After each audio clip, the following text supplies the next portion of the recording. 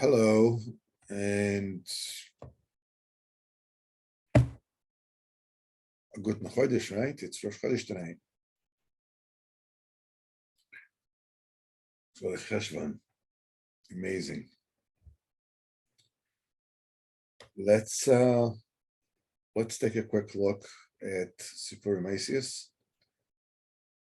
I believe that we will. It's a shame. We will.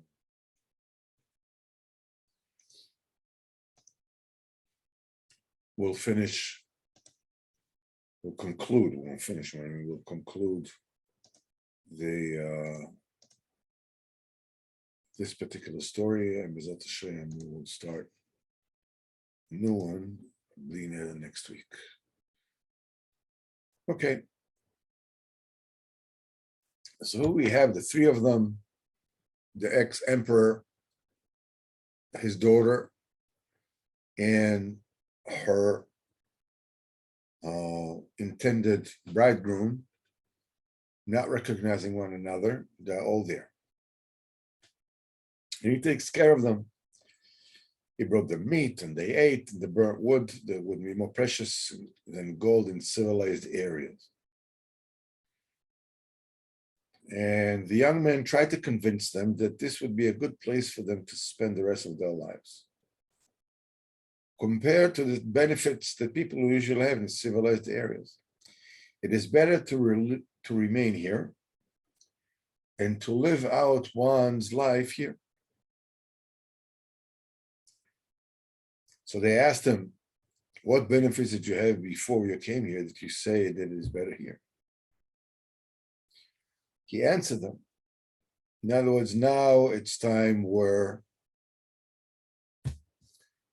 he's letting his hair down, as it were, and he's revealing himself.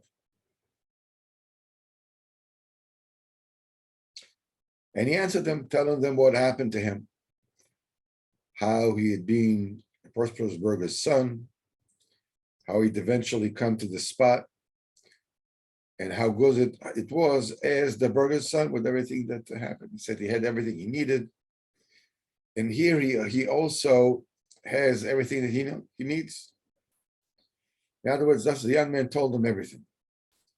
He demonstrated to them that it would be good to spend their life in this place.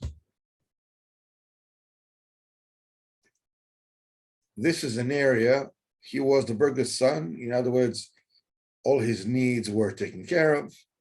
He's here in a place where also all his needs are taken care of. However, he is separated from the world. He's separated from Chesed the Hal Alme, the sight of this world. He's not distracted. He can serve HaKadosh Baruch Hu, says, you have everything you need. So he's the first one to reveal himself. Did you ever hear of the world emperor? Asked the emperor. The Burgher's son replied that he had. So he asked him about the beauty, whether he heard about her. He says, yes, I heard about her, he replied. And the young man began to speak angrily. He says, the murderer. In other words, he's calling the world emperor the murderer, like one who gnashes his teeth at another. So the youth spoke angrily about the emperor as they talked about him. For he was not aware that the emperor himself was talking to him. Why is he a murderer? Asked the emperor. He says, I'm now here because of his cruelty and base character. He replied. How did that happen? Asked the emperor. And the young man decided that he had no one to fear. So he told him, he relayed the whole story of what had gone through. Apparently beforehand, he merely just told him he was the Burgher's son, but he didn't tell him the main story. The emperor asked him, if you had the emperor in your hands, what would you exact revenge on him now? And he, the young man, answered no. Since the young man was merciful, this is Nishmas Tzaddik. Quite the contrary. I would provide for him just as I provide for you. In other words, I would totally wipe off all, the residue from the past. Now the emperor then began to sigh and groan. What a terrible and bitter old age this emperor must be having. He had heard that his daughter, the great beauty, has been lost, and he himself has been exiled. And again, the young man exclaimed, this is because of his cruelty and because of his pride. He destroyed both himself and his daughter, and now been cast away here, all because of him. So he, the emperor, asked the young man again, if you had him in your hands, would you take revenge against him? No, he replied. Quite the contrary, I'll provide for him exactly like I provide for you. The emperor then revealed his identity. He informed him that he himself was the emperor, and then he related what had happened to him. And the young man fell on him, kissing him and hugging him. And she, that is the beauty, who was also present, only in disguise, heard everything, how the two were talking to one another. So here we have one particular revelation. You notice that the one that is not revealing who she is the beauty.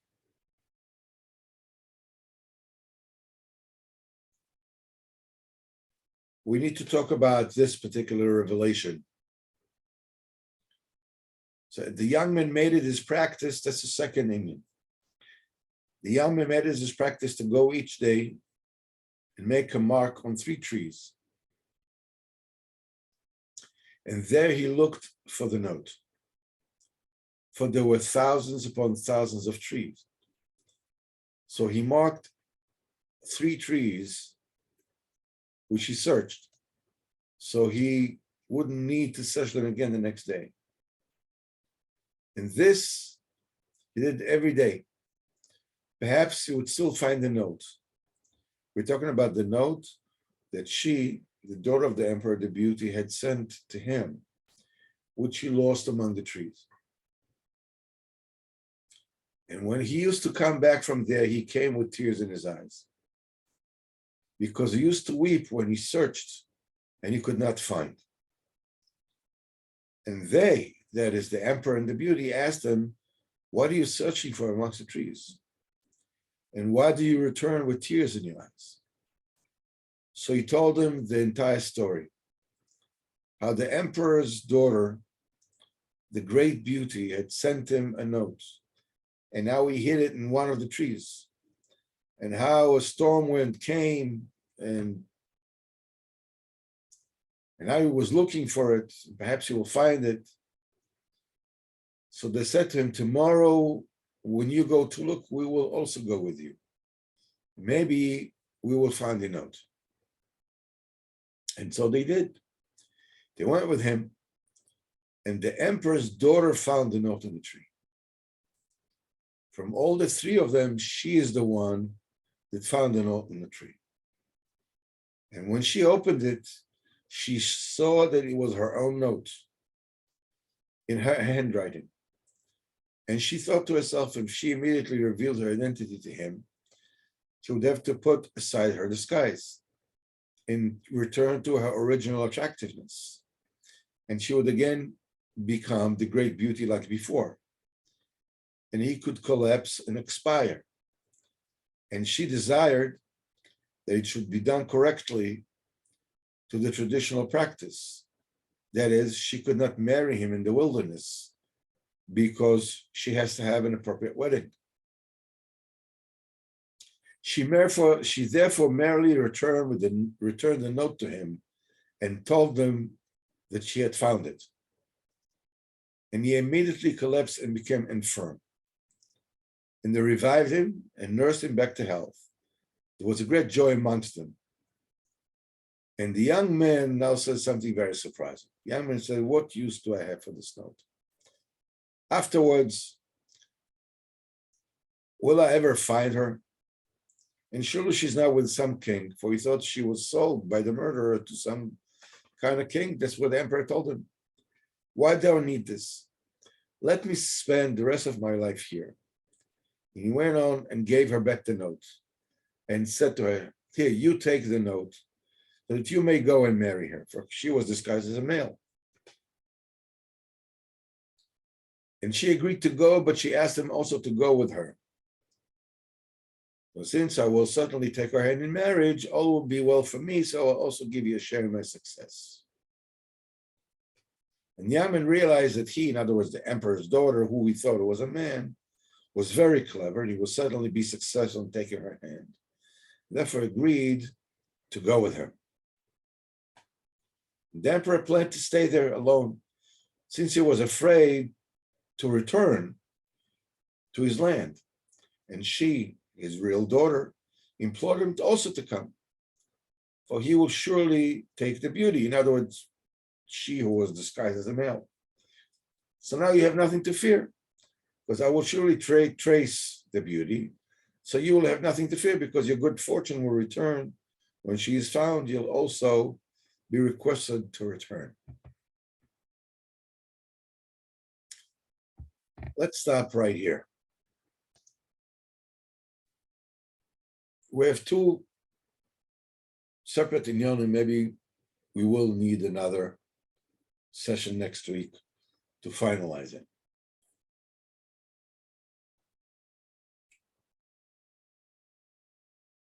The first is the inyan of forgiveness, which has a very deep base in Emunah in it.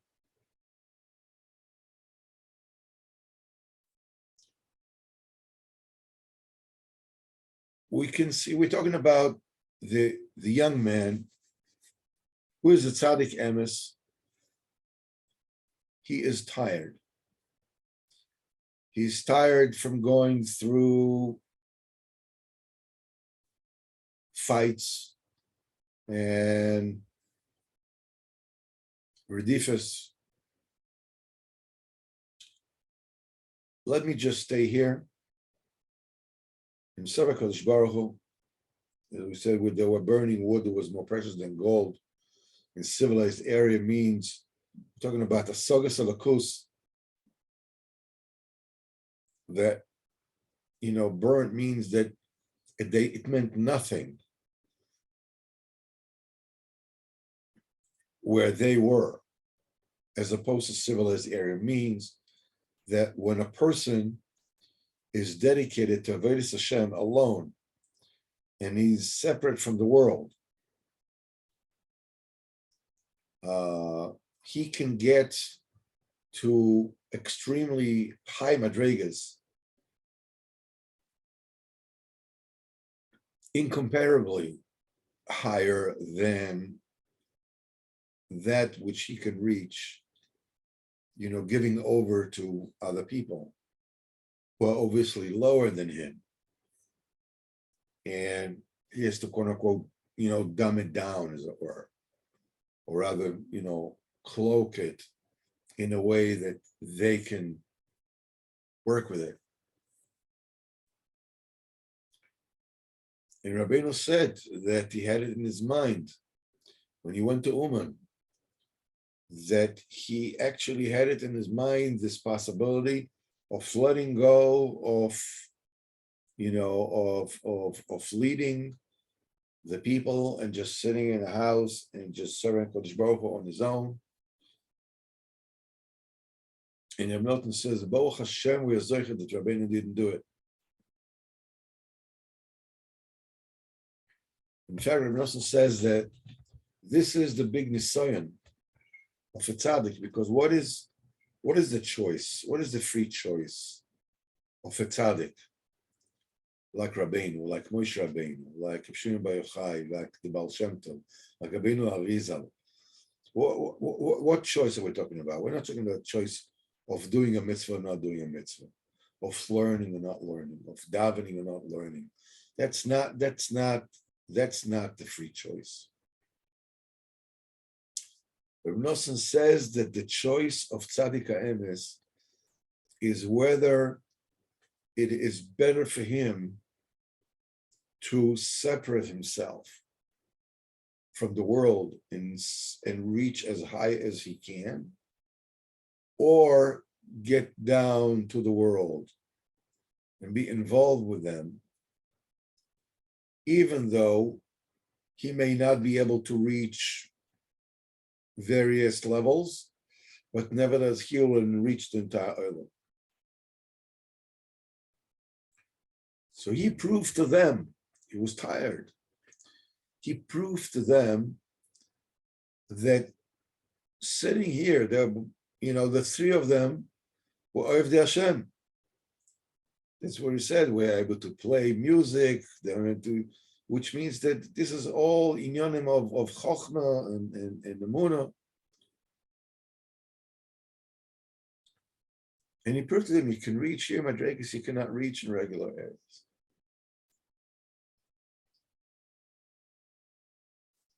So the emperor, who is basically what he was before, until he tumbled down, he wasn't Oved Hashem. He was a rabbi. He was famous. He was famous as the biggest tzaddik in the world, which he wasn't. And the tzaddik emes was the young man, actually calls him a murderer, which means it is possible for a leader.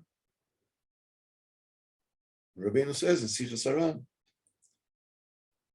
he says that it is almost impossible for a regular, normal person to kill somebody in his lifetime.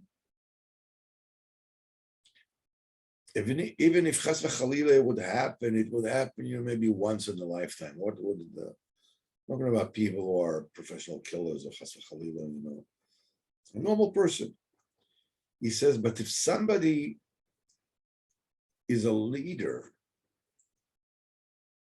he says Rabbeinu says that he can, actually it's a term, Likutei Moharan, Rabbeinu says that he can actually transgress lo sirtzach, thou shalt not kill, thou shalt not commit adultery, thou shalt not covet, every single moment. That is because, and Rabbeinu says, I'm not talking about people who b'chlal are not worthy of the talesim that they were. I'm not talking about those. I'm not talking about cheaters. But even those are people that are really elche people. He says to be a mefursim, to be a leader, is very, very dangerous. The reason why it is so dangerous is because when someone is a leader and he makes a small mistake, he strays a little bit from the right way. He creates something which is called a quote unquote, a corporate culture. He creates a culture. If he is not 100% clean in Inyonei Kedusha, it'll trickle down to the people who are under him, and they will Shemirachem will engage in adultery.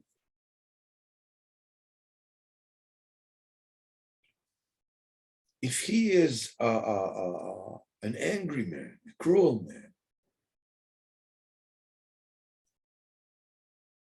the vibe will get down, will trickle down to his people. And that will be wild. And people can get killed. People can get killed in Maisa. People can get embarrassed to the point that, that which is also teloda of killing, and so forth and so on.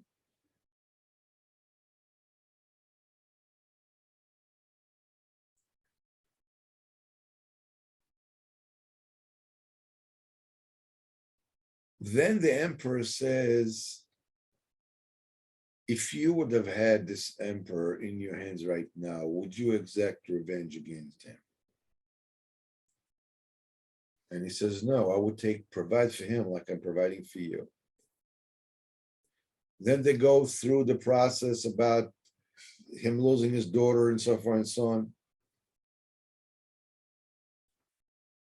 And he asks him again, if you had the emperor in your hands right now, would you exact revenge against him?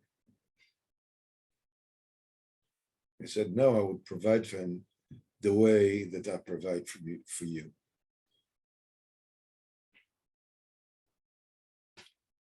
And this obviously is a very profound nakuda. The reason why we are not happy, we may not be happy, is because we have deficiencies. And when we see our deficiencies, they make us feel depressed because we have a certain vision, if you will, that stems from the fact that we were created to rectify. So whenever it is that we see something incomplete, we have the embedded instinct to complete it. We were created for that. After the sin of Adam Arishon.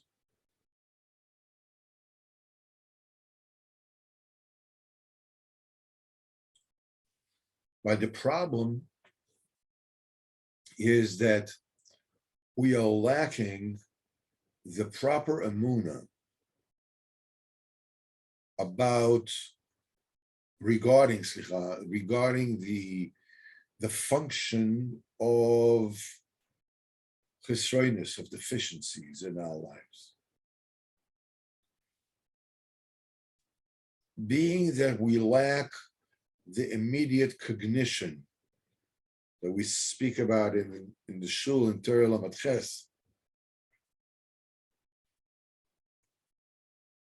we have a certain feeling that we ought to do it on our own.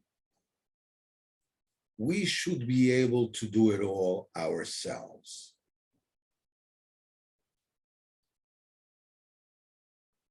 Why would we feel that? On one hand, we have this instinct that everything needs to be rectified, which is true, which is right. And on the other hand, we don't recognize the omnipresence of HaKadosh Baruch Hu in the world. A deficiency means that there's a vacuum there. We recognize the vacuum, but what we don't recognize is that the vacuum is filled The vacuum is filled with the Kadosh Baruch Hu. We have these deficiencies. We don't have that. The deficiency tells us what it is, which direction we need to work. The deficiency might be something that we might never, ever be able to complete. I mean, a midah that a person is working on, if we are able to rectify 5% of it, it may be all that we actually required by HaKadosh Baruch Hu. But if a person is an angry person, and he gets angry 100 times a day, and he is only able to rectify it 5 times out of 100,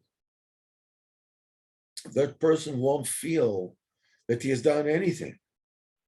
I'm still getting angry 95 times a day. I mean, who's counting out 95, 100? It feels like I'm all the time I'm angry. I haven't accomplished anything, but it's not true. Because 5%, Kadosh Baruch Hu knows that 5% is all I can really do. So what is this 95% doing? That 95% that I cannot do, why is it there for? It is therefore for me to believe that the Kadosh Baruch Hu fills that void. And the Kadosh Baruch Hu fulfills, he takes care of me, he gives me parnasa, he gives me health, he gives me life, he gives me relationships, he gives me Torah, he gives me tefillah, he gives me friends, he gives me an amazing tzaddik without me filling the void, despite the void. Kadosh Baruch Hu is kula rachamim. It's not about what you did to me. The minute that the emperor, if it would have remained an emperor, he would continue to be cruel. He could continue to be guilty as a Ratzayach. But the minute he's no longer an emperor, the minute that he becomes close to the tzaddik and he is doing tshuva, and he wants to come under the auspices of the tzaddik emes says, that's it. The rachamim is from HaKadosh Baruch Hu. It's not you against me, you did to me, therefore I will get back at you. It has nothing to do with that.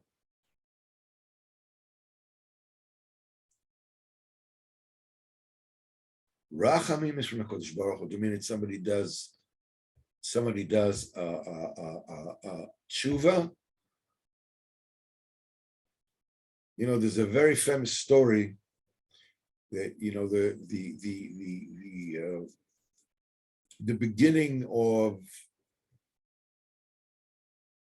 secularism came into Yerushalayim. The biggest proponent of secularism in Yerushalayim was the originator of the Hebrew language. His name was Ben Yehuda.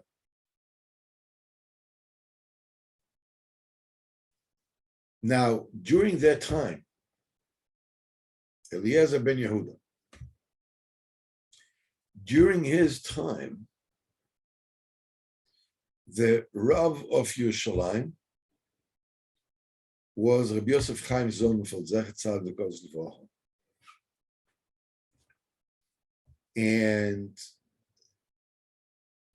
Eliezer Ben Yehuda thrust the defiled talons of secularism into Yerushalayim.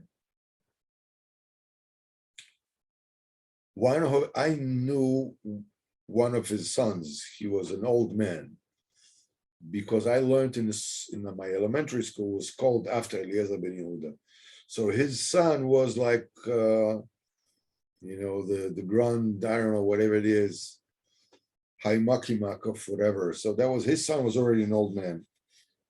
So I knew him. He had another son which died. And when on Yom Kippur, they came, he notified the authorities that his son died. And they came in, it was in Kippur, he was eating. Everyone knew was eating. And he told them in pristine academic Hebrew, Nivlato mutelet ba'ambat. His carcass is dumped in the bathtub, the carcass of his own son. But perfect Hebrew. Now, Rabbi Yosef Chaim Sonnenfeld fought against him tooth and nail. Tooth and nail.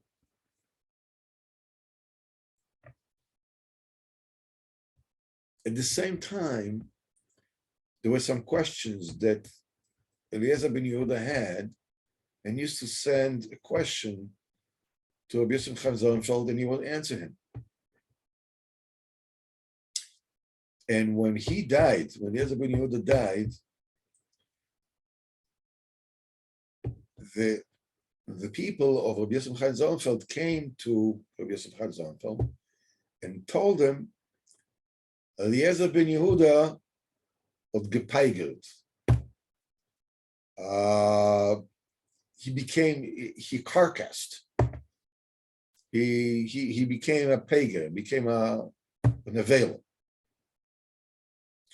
He says, Ben Yehuda Yemach Shemoy od gepeigert. Ben Yehuda Yemach Shemoy dropped dead. So Rabbi Yosef Chaim Sonnenfeld, who was a fighter against Ben Yehuda to the nth degree, he said, I'm not saying Yemach Shemoy. I'm not saying that about him. So they said, how can you? I mean, look what he did. Until today, look at Yerushalayim. Look at the entire Eretz Yisrael because of him. So Rabbi Yosef Chaim Sonnenfeld said, while he was alive, it was my role to fight him tooth and nail. Once he leaves this world, this is no longer my business. I'm not a Kodesh Baruch Hu's accountant. It doesn't bother me if a Kadosh Baruch Hu chooses to give Ben Yehuda a seat in the Mizrach in Gan Eden. Not my business, doesn't bother me.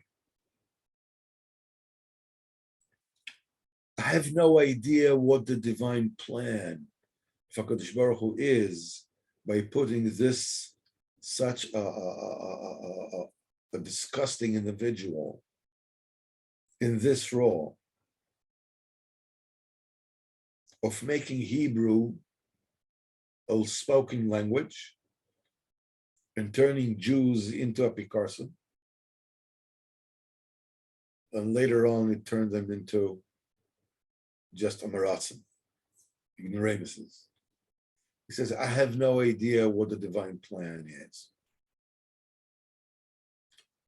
Once he's here, I know my role is to fight him. Once he leaves the world, gesundheit.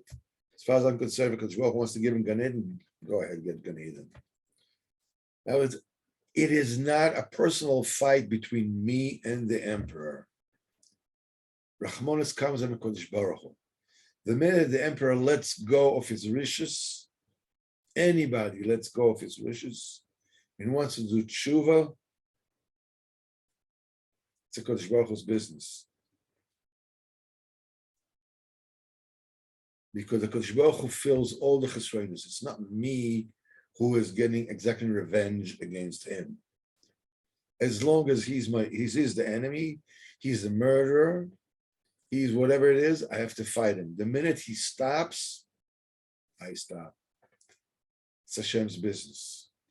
Leave to Caesar what's Caesar's.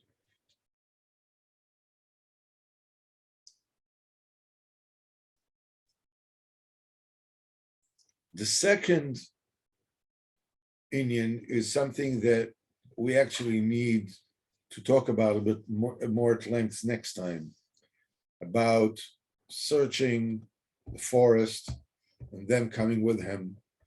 And when the princess, the beauty, finds the ksav that she herself wrote, she brings it back and he says, you take it.